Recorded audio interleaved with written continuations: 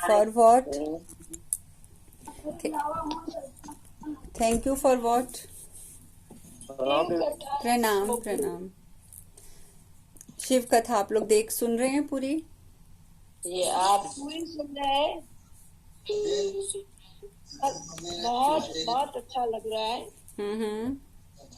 और दीदी really waiting कि नेक्स्ट एपिसोड नेक्स्ट कब लोड करेंगे, उसके लिए वेट कर रहे हैं हम लोग। बहुत बहुत बहुत इंटरेस्टिंग लग रहा है हमको। I am happy, I am very happy कि आपको अच्छा लग रहा है।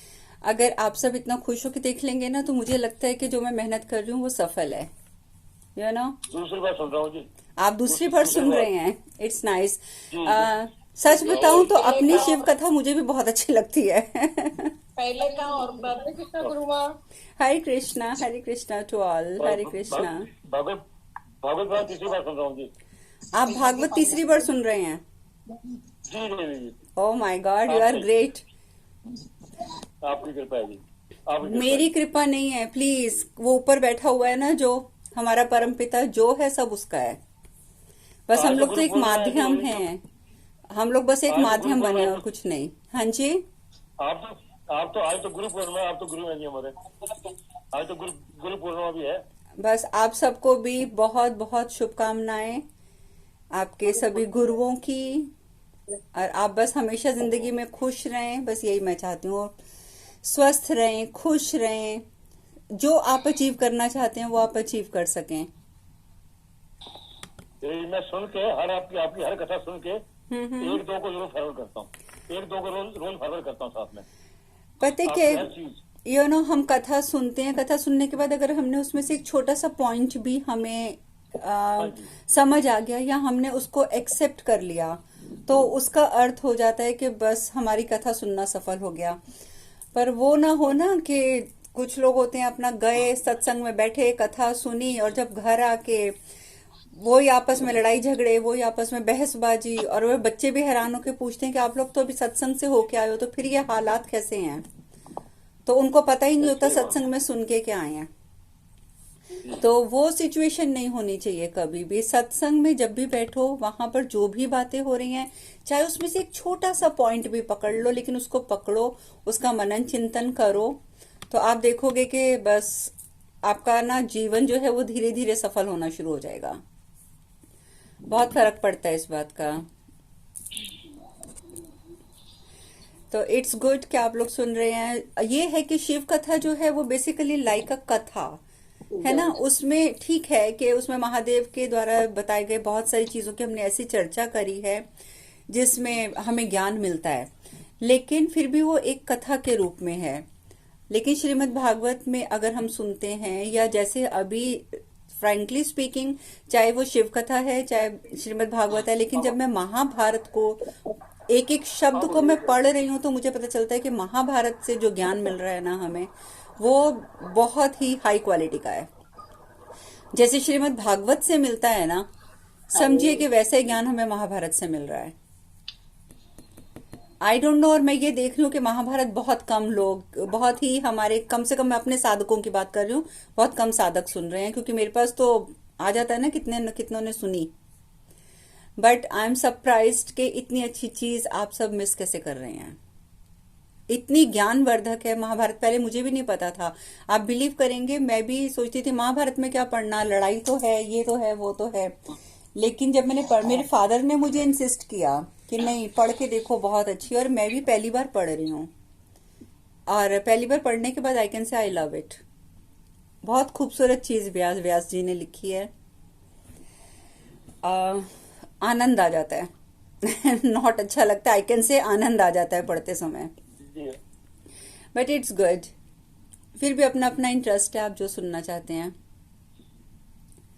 एनीवेज, और अगर आपका भी पहले कोई प्रश्न है तो आप पूछ लीजिए।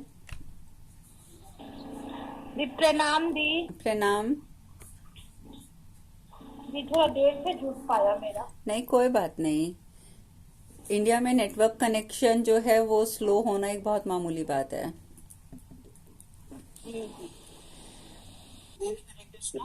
हरे कृष्णा हरे कृष्णा।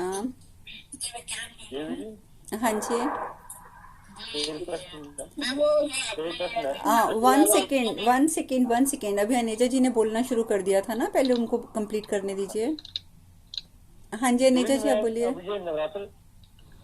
अभी नवरात्र गए हैं, हम्म। ये साधारण नवरात्र और गुप्त नवरात्र में फर्क क्या है, उनको गुप्त क्यों कहते हैं? एक्चुअली गुप्त नवरात्रों में सिर्फ देखिए, जो हमारे पुराणों के हिसाब से चर्चा है उसमें सिर्फ इतना है कि जो नॉर्मल 2 नवरात्रे हैं वो गृहस्थ लोगों के लिए भी हैं, और गुप्त नवरात्रि बेसिकली जिसमें 10 महाविद्याओं की पूजा होती है। बाकी के 2 नवरात्रों में हम माता रानी के 9 रूपों की पूजा करते हैं, लेकिन गुप्त नवरात्रों में हम 10 महाविद्याओं की पूजा करते हैं। तो बेसिकली इसको गुप्त नवरात्रि इसलिए बोला गया था कि 10 महाविद्या की पूजा हर गृहस्थ नहीं करना चाहता, और वो करे ना करे उसको इतना फर्क नहीं पड़ेगा, लेकिन जो लोग ज्यादातर संन्यास में हैं, तंत्र मंत्र में हैं, बेसिकली वो लोग करते हैं 10 महाविद्याओं की पूजा। लेकिन 10 महाविद्याओं में ऐसी भी देवियां हैं जो हम गृहस्थों के लिए भी जरूरी हैं, जैसे इस बार हमने माता कमला का मंत्र किया। तो अब धन दौलत की देवी हैं वो, महालक्ष्मी का स्वरूप हैं वो। तो नेचुरली एक गृहस्थ इंसान को धन दौलत की जरूरत है, उसे घर का खर्चा चलाना है। भगवान ने यदि उसको जन्म दिया है तो उसके लिए सरवाइव करना उसका धर्म है, और अपने परिवार को पालना। तो इसलिए हम लोग आजकल, मतलब ये ट्रेंड अभी कुछ टाइम पहले चेंज हुआ है कि गृहस्थ लोग भी गुप्त नवरात्रों में 10 महाविद्याओं में से किसी एक की साधना करने लगे हैं। और माँ काली की साधना जो नंबर 1 पे आती है 10 महाविद्याओं में, उनकी भी आराधना बेसिकली इसलिए करते हैं क्योंकि आजकल लोग जादू टोने में और गलत कामों में बहुत उलझ गए हैं। तो हमें लगता है कि अगर हम माँ काली की आराधना करते हैं, उनके साथ साथ हमें भैरव बाबा का आशीर्वाद मिल जाता है। तो जितनी ज्यादा हमारी साधना डीप होती जाएगी, जितना आप मंत्र, जैसे आप लोग मंत्र कर रहे हैं, आप सब लोग, आपके मंत्र जितना डीप होते जाएंगे, जितना आप गहराई में उतरते जाओगे, तो सामने वाला व्यक्ति आपके ऊपर जो मर्जी कर ले, जितने मर्जी जादू टोने कर ले, आपके ऊपर असर नहीं होगा, कोई फर्क ही नहीं पड़ेगा। तो इसलिए हम ये सब महाविद्याओं की जो आज की डेट में आराधना होने लग गई है, वो कुछ एक कारण ये भी है कि हम बुराइयों से भी बच सकें, क्योंकि बुरा कलयुग है, कलयुग में सब कुछ चलेगा ही चलेगा। तो वो आपकी इच्छा है, अगर आपके मन में जरा सा भी वहम हो तो आप नवरात्रे ये वाले बेशक मत कीजिए। लेकिन मैंने आपको डिफरेंस बता दिया कि महाविद्याओं की पूजा ज्यादातर जो है वो तांत्रिक और सन्यासी लोग करते हैं, ठीक है। पर अगर आप चाहें तो आप कर सकते हैं, जैसे अब हाँ, मैं तो करती हूँ, मैं तो चारों नवरात्रे करती हूँ। करने में बुराई क्या है? हाँ, बुराई कोई नहीं है, आदमी इस बहाने देखो कनेक्ट रहता है। जहां तक भगवान से कनेक्शन का सवाल है, हमें कनेक्ट रहने के लिए कोई भी बहाना चाहिए, क्योंकि हम लोग कलयुगी इंसान हैं। हम लोग सतयुग के तो है नहीं है जो सीधा डायरेक्टली जंप मारेंगे और भगवान के धाम पहुंच के उनके दर्शन करके आ जाएंगे। हम तो कलयुग के निवासी हैं, अपने हिसाब से हमारी जिंदगी चल रही है। तो हाँ जी, अब आप बोलो, क्या बोल रहे थे? दीदी जो आपने माँ कमला का मंत्र दिया था नवरात्रों में, तो वो मैं कर नहीं पा रही क्योंकि हमारे में रात में गई थी। आपकी वॉइस नहीं आ रही है, बिल्कुल क्लियर नहीं है। दीदी जो आपने माँ कमला का मंत्र दिया था नवरात्रों में, हम्म। वो ना मैं कर नहीं पाई क्योंकि हमारे ना घर में डालती हुई थी, इनके ताया जी का पोता था। सॉरी, आपकी वॉइस बहुत कट रही है। मुझे इतना समझ आ रहा है कि आप मंत्र नहीं कर पाए, दैट्स इट, आगे नहीं समझ आ रहा। जी डेथ हो गई थी हमारे घर में। ओके, देन इट्स ओके, नहीं कर पाए तो कोई बात नहीं, आप नेक्स्ट टाइम कर लेंगे। जी ये नवरात्रों में भी करना है। आप कौन से वाले मंत्र की बात कर रहे हैं? जो आपने माता कमला का मंत्र दिया था। अच्छा, माता कमला जो मंत्र दिया था, वो बेटर होगा कि अब आप अगले गुप्त नवरात्रे जब आएंगे ना तब कर लीजिएगा। अगले, अब तो मेरे ख्याल से गुप्त नवरात्रे अगले साल आएंगे, जी तो आप अगले साल कर लेना, कोई बात नहीं। अभी नवरात्रे आएंगे ना अक्टूबर में, ठीक है। तो आपको मैं इसी मंत्र से, माता कमला से रिलेटेड ही मंत्र दे दूंगी जो नवरात्रों में करने का है, नॉर्मल नवरात्रों में, आप वो कर लीजिएगा, जी ठीक है। जी। तो बाकी मंत्र तो करने ही करने हैं। भगवान से कनेक्शन अगर हमारा नहीं है तो जिंदगी समझो कि बेकार है।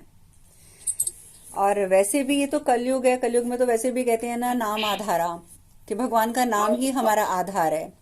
तो इसलिए और दीदी जो आपने 369 वाला बोला था ना लिखने के लिए, तो वो मैंने लिखा था, मेरे बेटे का नया काम शुरू हो गया है।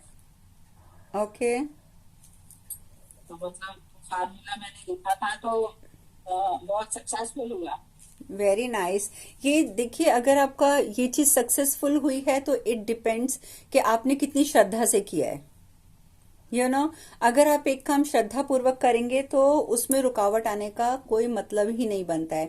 दो बातें याद रखिएगा, एक आपकी श्रद्धा, और अगर आपके जो चक्र हैं वो अलाइन हैं, अगर आप रोज चक्रों के लिए कुछ ना कुछ करते हैं, चाहे उसका आप शुद्धिकरण कर लीजिए, आप उसका व्हाट यू से जैसे क्लीनिंग जिसको बोलते हैं, एनर्जाइज बोलते हैं, उसकी कोई एक्सरसाइज बोलते हैं, उसका कोई जाप बोलते हैं, आप कुछ भी, anything what ever you like, आप अगर चक्रों के लिए भी रोज करते हैं, जितना आपके चक्र अलाइन होते जाएंगे उतना ज्यादा आपके कामों में आपको सफलता मिलती जाएगी। ये चीजें इंटरकनेक्टेड हैं, इसको कभी भूलना नहीं। अगर आप सोचेंगे कि सिर्फ आप चक्र कर लेंगे तो आपको ठीक है 50% मिल जाएगा आपको सक्सेस। अगर आप बोलते हैं कि आप मंत्र जाप कर लेंगे आपको 50% जरूर मिलेगा, लेकिन अगर आप चाहते हैं कि आपको 100% मिले, पूरा का पूरा 100% मिल जाए, then you have to join both the things. क्योंकि देखो ना, महादेव ने अगर अष्टांग योग की रचना की थी तो उन्होंने इसीलिए किया था कि जब तक आप एक एक स्टेप, आप लोग तो शिव कथा इतने खुश होकर सुन रहे हैं, उसमें आगे जब माता पार्वती को अष्टांग योग करवाएंगे महादेव, तब आप उसमें अष्टांग योग की व्याख्या आप एक बार ध्यान से सुनिएगा पुनः। तो उसमें महादेव ने यही बोला है कि अगर आपको ऊपर प्राप्ति करनी है प्रत्येक वस्तु की, प्रत्येक आपकी इच्छा की, भगवान की, तो आपको अष्टांग योग के 8 चरण पूरे करने पड़ेंगे। लेकिन वो माता पार्वती थी, राइट, उन्होंने कर लिया अष्टांग योग। हम लोग अष्टांग योग नहीं कर सकते हैं, लेकिन अष्टांग योग नहीं भी कर सके, लेकिन हमें पहले के जो चरण हैं, कम से कम 4 चरण वो जरूर पूरे करने चाहिए। तो जब आप वहां पर पहुंचेंगे तो प्लीज आप उसको एक बार ध्यान से सुनेंगे और देखने का मतलब सुनकर समझने का प्रयास करेंगे और उसको फॉलो करने की कोशिश करेंगे। अगर आप अष्टांग योग करते हुए, आप उनको योग को, पूरे योग को करते हुए आप आगे बढ़ेंगे, तब आप मंत्र जाप करेंगे तो आपको जो सफलता है वो कई गुना ज्यादा मिलेगी। तो इस बात की तरफ थोड़ा सा ध्यान देना। आपके मार्गदर्शन के बिना तो हम कुछ भी नहीं है। आपका आपका धन्यवाद जो आपने भी मार्गदर्शन। धन्यवाद आपका भी, क्योंकि आप सब मेहनत कर रहे हैं। आप जानते हैं, देखिए भगवान सबके पास कोई ना कोई सोर्स भेजते हैं। अभी भी I am looking at my screen, सिर्फ 21 लोग हैं जो समय निकालकर यहाँ पर उपस्थित हैं, मात्र 21 लोग, जबकि मेरे ग्रुप में थाउजेंड्स में लोग हैं।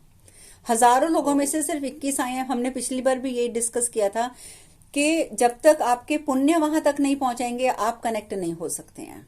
इतना तो आपको समझना पड़ेगा। जब आपके पुण्य, मतलब आपके अंदर इतनी श्रद्धा, इतना पुण्य भर जाएगा, आप इतने सत्कर्म कर चुके होंगे, तब जाकर आप कहीं पर भी सत्संग अटेंड कर सकते हैं, नहीं तो आप कर ही नहीं सकते। और वही मैं देखती हूँ कि पहले तो फिर भी कुछ आ रहे थे, अब तो देखो 20 लोग, 21 लोग, इस तरीके 22 लोग, ऐसे लोग होते हैं। अब सिर्फ इतने से साधक आ रहे हैं। दैट मीन्स कि जो हम कथाएं कर रहे हैं, जो साधक कथाएं सुन रहे हैं, उनको फॉलो कौन कौन कर रहा है, और फॉलो जो कर रहे हैं वही यहाँ पर आ पाएंगे और इसको अटेंड कर पाएंगे, और तो आ भी नहीं पाएंगे। तो आप लोगों को घमंड नहीं करना, बट मैं आप लोगों को सबको बता रही हूँ कि आप सबके पुण्य कर्म एकत्रित हैं। आपने दुनिया में रहते हुए काफी कुछ ऐसा किया है जिससे आपके पुण्य एकत्र हो गए हैं। तो आप सब लकी हैं कि आपने इतनी मेहनत करी आपके ऊपर। मैं तो आपको भी धन्यवाद बोलूंगी।